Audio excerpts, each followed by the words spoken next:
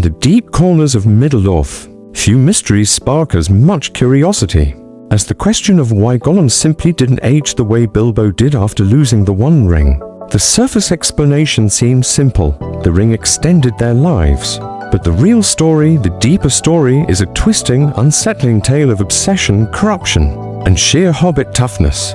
And today, we're diving into that story with fresh eyes, breaking down how Gollum managed to survive nearly a century without the ring, and why his life took such a different path than Bilbo's.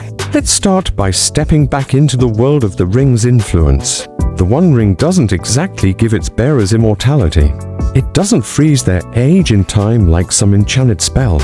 Instead, it stretches life. It pulls the soul forward, elongating existence in a way that feels less like blessing and more like suspension. Think of it as holding someone on a hook, not letting them fall, not letting them grow, just keeping them unnaturally preserved. That's why Bilbo's age barely showed for decades. But here's where things get interesting. When Bilbo gave up the ring voluntarily, something subtle yet powerful happened. He severed the bond. That connection, that invisible tether, loosened. And when it loosened, time caught him again. His years didn't just resume, they caught up all at once. Suddenly the charm was gone, the stretching stopped, and Bilbo's true age pressed down like a wave crashing on a quiet shore. Gollum, however, was bound differently.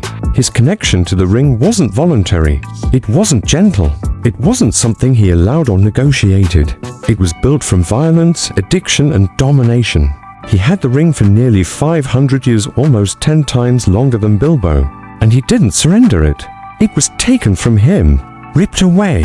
That forceful separation created a very different outcome, even without it.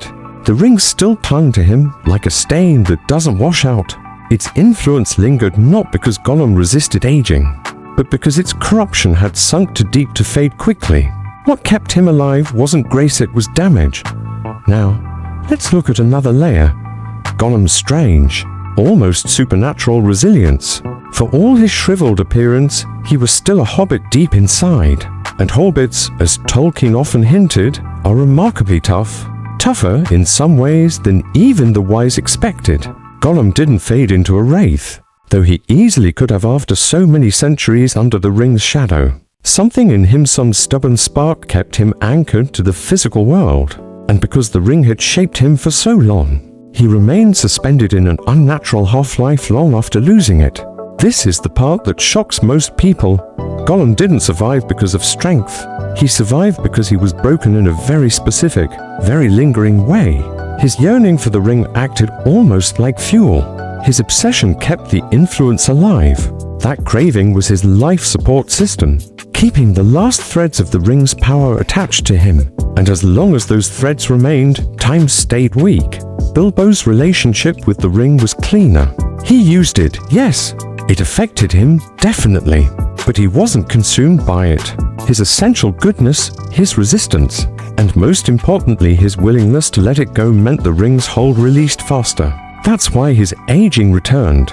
That's why he grew frail. His life force was no longer being artificially stretched beyond its natural limits. But if you zoom out, there's a darker question lurking. What would have happened if the ring had been destroyed? While Gollum still lived, Gollum himself knew the answer. He says it plainly, when the precious goes, we go.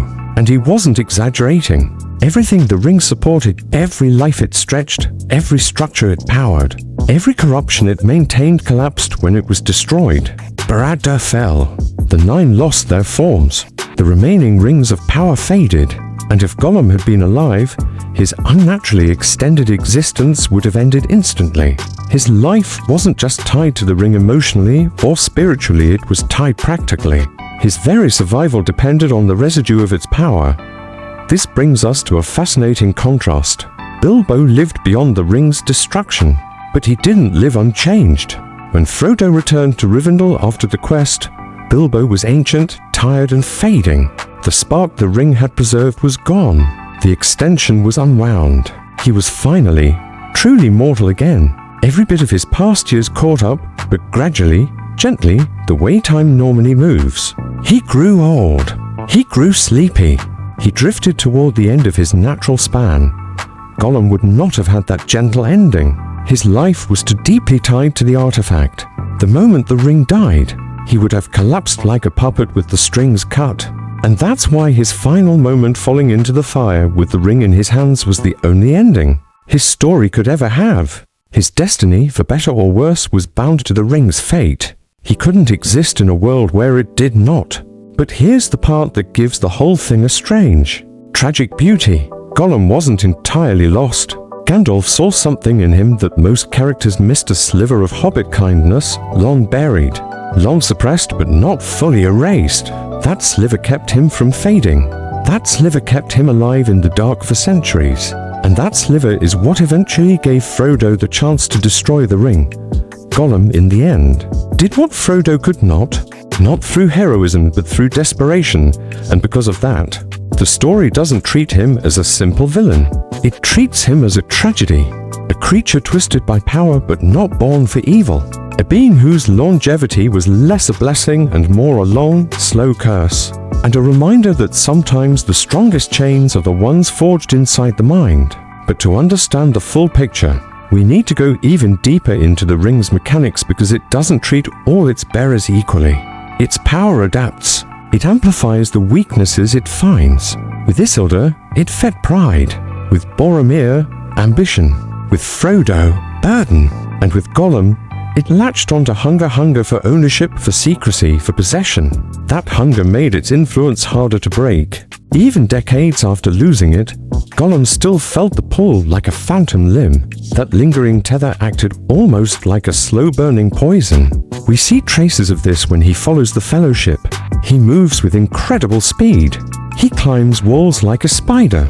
He survives falls, starvation, isolation. These aren't signs of health, they're signs of unnatural preservation.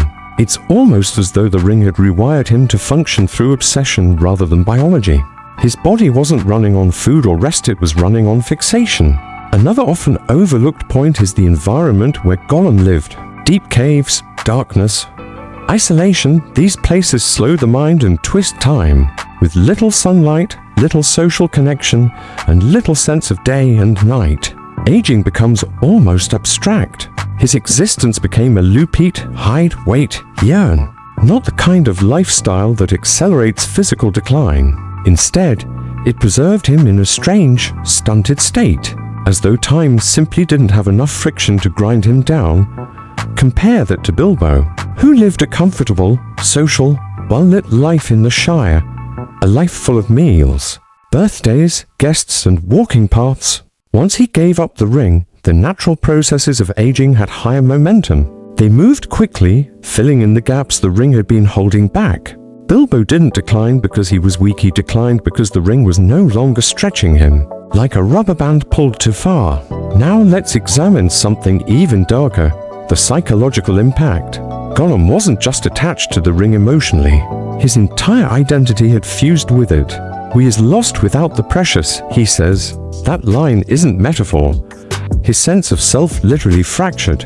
And fractured identities don't age the way healthy ones do. Stress, obsession, and fragmented reality all alter the body's rhythms. In Gollum's case, the damage was so extreme that normal aging processes struggled to function. This is why even after 80 years without the ring, he still moved like a creature who belonged to an earlier century. His body was stuck in the same unnatural loop the ring had pushed him into. And yet, there's an irony to all of this. The very thing that kept him alive was the same thing that would have killed him the moment the ring disappeared from the world.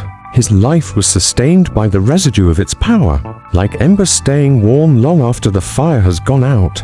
But once the fire was truly extinguished, once the ring was gone, those embers would cool instantly. If you imagine Gollum as a character outside the story, in a hypothetical ending where he survived and escaped Mount Doom, his collapse would have been immediate and absolute, not because his body failed, but because the unnatural threads holding it together were cut. The ring wasn't just his addiction, it was his life support. That duality is what makes Gollum's story so chilling. He never had a path back to normal hobbit life, the way Bilbo did. He never had the peace of aging naturally, slowly, gently. His fate was sealed the moment he murdered Deagle. From that point on, Every year he lived was borrowed time paid for by the ring. And this brings us to the emotional heart of the story. Tolkien didn't write Gollum as a monster. He wrote him as a warning. A reminder that corruption doesn't always roar, it whispers. It deceives. It stretches your life but shrinks your soul. Gollum's longevity wasn't a gift. It was the slowest kind of doom imaginable. And yet, within that doom, a scrap of hobbit resilience survived. That scrap is what made him tragic instead of purely hateful. That scrap is what made him essential to the quest. Without him, Mount Doom would never have seen the ring's end. So, when we ask why he didn't age without the ring, we're really asking a deeper question. How long can a soul remain twisted without completely collapsing? And the answer Tolkien gives is complicated. Gollum lasted because he was strong in all the wrong ways. The same strength that kept him alive kept him in torment. The same durability that saved him from fading doomed him to centuries of obsession. In the end, his story isn't about longevity, it's about the terrible cost of holding onto something that was never meant to be held. And that's what makes his fall into the fire feel less like death and more like release. The end of the ring was the end of Gollum's suffering, the end of his stretching, the end of his unnatural half-life, and maybe, in some quiet way, the closest thing to peace he could ever have found. And loss.